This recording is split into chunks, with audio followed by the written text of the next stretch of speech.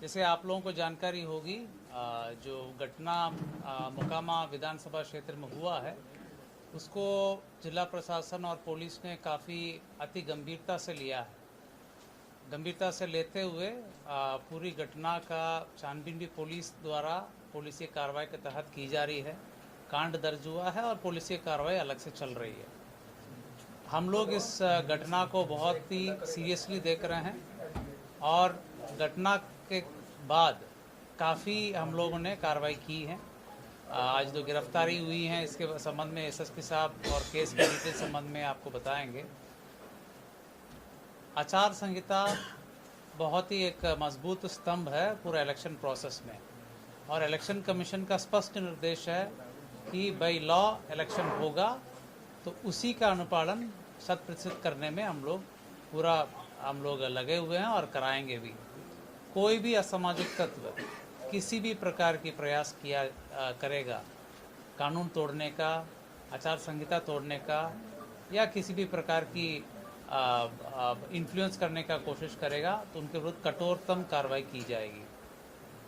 हम लोग 100% arms deposition करने के लिए आदेश दिए हैं और लगातार जल्द से जल्द जितने भी लीगल आर्म्स हैं वो भी डिपॉजिट हो जाएंगे। चेकिंग पॉइंट्स हर विधानसभा में 50 के ऊपर पॉइंट्स बनाने के लिए निर्देश दिया गया है, जिसमें सीएपीएफ के माध्यम से भी चेकिंग कराई जाएगी। सेजर पूरे राज्य में पटना जिला में सबसे ज़्यादा सेजर अभी तक का हुआ है। लगातार सीएपीएफ सक्रिय हैं और पर्याप्त मात्रा में सीएपीएफ के बल उपलब्ध हैं। वो पुलिस बल और मजिस्ट्रेट के साथ लगातार चेकिंग की कार्रवाई लगातार कर रहे हैं और सेजर भी कर रहे हैं। आचार संहिता के संबंध में सभी पदाधिकारियों को पुनः निर्देश दिया गया कि किसी भी प्रकार के अगर उल्लंघन होगा उनके विरुद्ध कठोरतम कार्रवाई किया जाना है। जहाँ तक इलीगल आर्म्स की बात है उस पर और तेजी लाई गई। जहाँ जहाँ आवश्यकता हो सीएपीएफ को भी यूज़ करके उसमें छापामारी की जा रही है और जहाँ पर भी ऐसे सूचना मिलेगी वहाँ पर हम लोग छापामारी करके कांड भी दर्ज करेंगे, उक्त असामाजिक तत्वों को जेल भेजने का काम भी करेंगे। कहने का मतलब इलेक्शन कमीशन द्वारा दिए गए निर्देश पूरे लॉ और कानून को फॉलो करके इलेक्शन की प्रोसेस संपन्न होगा, वो बिल्कुल होगा, उसको पालन कराया जाएगा। उसमें कोई भी बाधा उत्पन्न करेंगे उनके विरुद्ध कठोरतम कार्रवाई की जाएगी। मैं फर्दर जो केस संबंधित डिटेल से एसएसपी साहब आपको ब्रीफ करूँगा। आप लोग अवगत हैं कि 30 तारीख को एक गंभीर घटना घटी थी और जो दुर्भाग्यपूर्ण था कि इस तरह की घटना नहीं होनी चाहिए थी।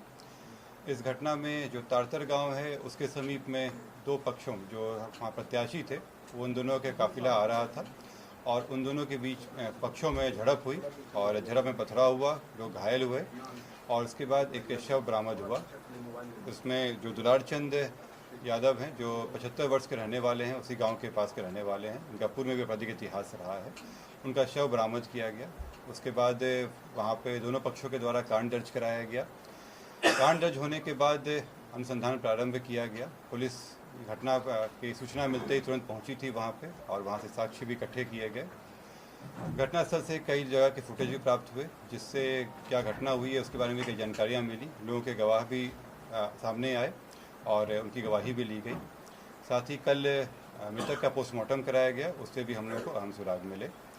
जो अभी तक के अनुसंधान में आया उसमें उससे प्रतीत हुआ कि ये जो घटना हुई है ये आदर्श संहिता को उल्लंघन भी हुआ है। इसमें ये एक गंभीर मामला भी था। हम लोग इलेक्शन कमीशन के द्वारा निर्देशित भी किया गया था कि शांतिपूर्ण ढंग से इलेक्शन होना चाहिए और इसमें जब अनुसंधान किया गया तो पाया गया कि जो प्रत्याशी हैं वो वहाँ पे मौजूद थे, उनके सामने में घटनाएं हुई हैं और जो कांड के मुख्य अभियुक्त भी हैं अनंत सिंह, उनकी आज गिरफ्तारी बेड़ना गांव से किया गया है। इसमें हम लोग को जो जानकारी प्राप्त हुई थी, इनके दो सहयोगी भी इनके साथ में थे जो उस घटनास्थल पर भी थे और उनकी भी गिरफ्तारी की गई है। ये दो व्यक्ति हैं मणिकांत ठाकुर जो नदवा गांव के रहने वाले हैं और दूसरा रंजीत राम जो लदमा गांव के रहने वाले हैं। इस पूरे मामले में 3 लोगों की गिरफ्तारी हुई है जो